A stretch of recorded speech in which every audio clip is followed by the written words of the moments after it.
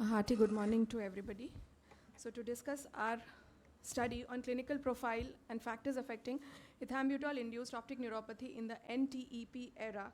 So what we know as ethambutol is a very important component of the ATT regimen, being a bacteriostatic antibiotic. Though systemically safe, however, the visual toxicity has been reported back to 1960. And we also know that in India is one country which harbors most of the TB cases. But is the problem of ocular toxicity due to ethambutol magnified after the revised National Tuberculosis Elimination Program of 2016? This is why, because the newer regimen says that ethambutol now is given daily for a period of at least 6 months, included in the continuation phase, and are on fixed dose combination as per weight band as we see. Now, during the course of the treatment, the patient may lose, however, may be taking 4 or 5 tablets. But we also know that in this yellow table says there's a wide range of ocular toxicity, right from 1% to 18%, with a dosage varying from 15 mg per kg to 35 mg per kg per day.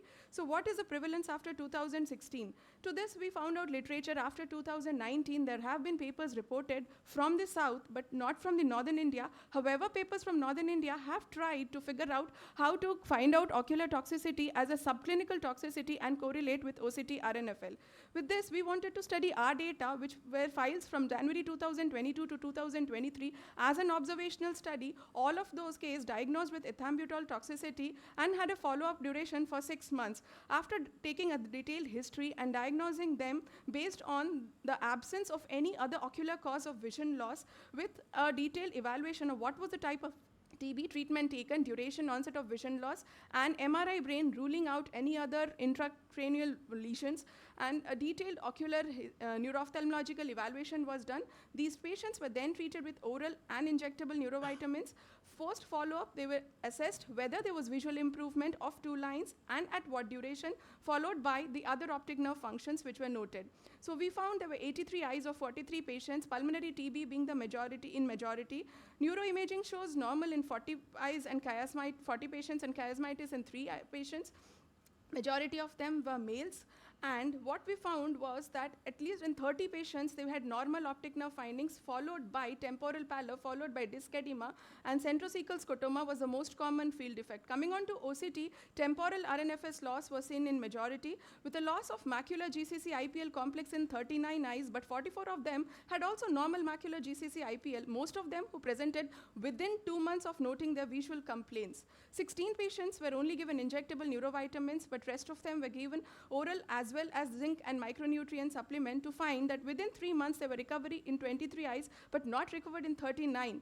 Okay, so there was 48% poor recovery, and the factors which was analyzed was delayed presentation, BCVA worse than 624, with poor renal function, diabetes, macular GCC IPL loss at the first time, and those were only on neurovitamins. But a multivariate analysis did not show any significant correlation. What we did to them, they were followed up in our low vision services. But this study, though, is a very common and known factors. What I want to convey is we are treating a systemic disease inducing an ocular toxicity. What needs is increased awareness in treating physicians that they should screen these patients regularly who are started in ethambutol to detect subclinical toxicity. And what we as ophthalmologists need to do are these baseline tests to find out that how was the renal status, baseline zinc and copper, OCT, electrophysiological studies, and also to rule out concurrent isoniazid-induced optic neuropathy in refractory cases. However, there are other future prospects also, that why are some people only affected and not others, and can ethambutol, with our little effort, be totally removed? Thank you.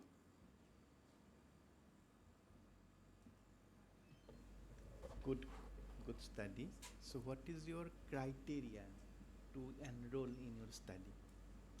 So we enrolled all those patients who has like bilaterally symmetrical vision loss or unilateral vision loss, irrespective of the age. Most of them were beyond 25 to onwards age, even 50, 60, 70 years. So those who came with a history of diminution of vision and gave us a background history of taking anti-tuberculous therapy, irrespective of what was the systemic background, we have taken them. Or they were referred to the neuro-ophthalmology clinic from the other departments also. Or is there any such criteria as ethambutol for 1 month, 2 months, last 6 months? No, sir, because it has been reported from 1 month to even after 1 month completion of treatment. Majority of them are within 3 months, but even after 1 month we have seen, and it is there also in literature. So what is your suggestion to the physician if the toxicity happen? So if the Because toxicity that in after 1 month disease in active stage, what is our role as a neuro-ophthalmologist to guide the physician?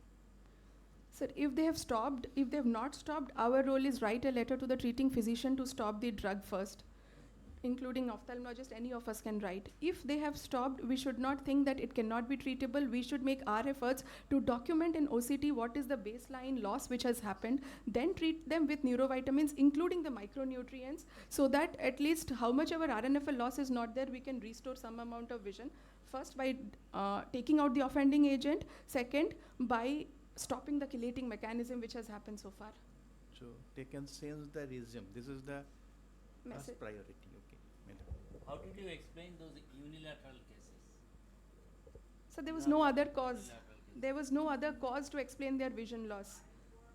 We had thought if it is tuberculosis related optic neuropathy, the intracanalicular part should have an enhancement in this. We didn't do an VEP, but there was no other cause to explain how the vision loss was there.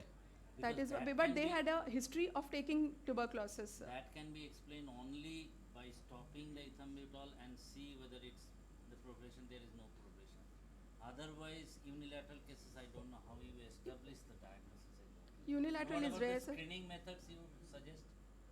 So we have taken all patients who came to us. No, right now you want to suggest something, screening methods for the even general ophthalmologist or. Yeah, so for the general ophthalmologist, what we would say that those who have an history of taking ATT for a period of time, and then they have come with vision loss. But the easy clue that, like what sir is telling, that they will have bilaterally symmetrical vision loss, absence of RAPD, defective color vision, and a fundus can be normal, temporal pallor, or if they are in the early phase, they would have little bit of hyperemia with a mild blurring of disc margins, which will not be caught up in an MRI. So we all know that toxic neuropathy is always a diagnosis of exclusion. Hence, an MRI also should be done.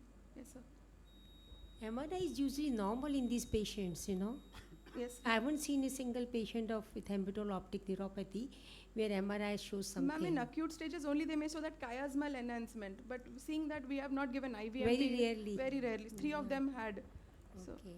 but majority of them it comes out to be But normal. the one which have a chiasmal enhancement, they must not be having central seco. They must be No. having a bitemporal. Yes, there is. But you said you're bitemporal. all the patient they Not have all, central ma'am. seco. Not all. Acha, 30. you said some. Yes, okay, yes, okay, ma'am. sorry. Not all 30, ma'am. We have bitemporal hemianopathy. Okay, That's us. So which parameter was more correlating with your visual loss or visual fields, the GCC IPL loss or RNFL loss? GCC IPL. GCC IPL, ma'am. Just two comments I'll make. You spoke of molecular studies in the end.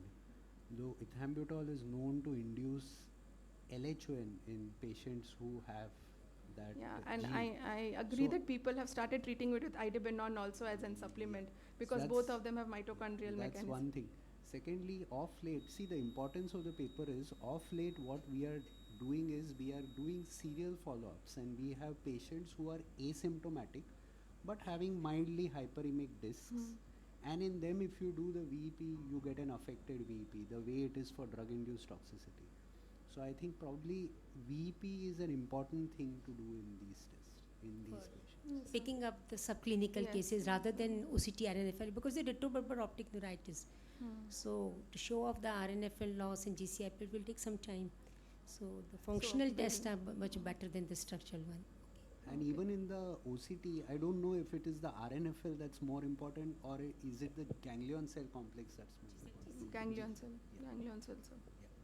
Can you give the reason to the audience why GC Because the IPL structural damage always occurs before the functional loss is there, and that those PMB are more affected because they have those parvocellular axons, which has more firing in the brain. This I think the cause is that like ganglion cell have a larger diameter, 12 to 15 micrometer, Microns. and while RNFL is 1 to 2. And GCIPL is a 5-layer thickness at macula. That is a single layer thickness at the peripapillary area. So to pick up the loss by OCT is much more earlier. in ganglion cell layer than in the RNFL. That is the one reason.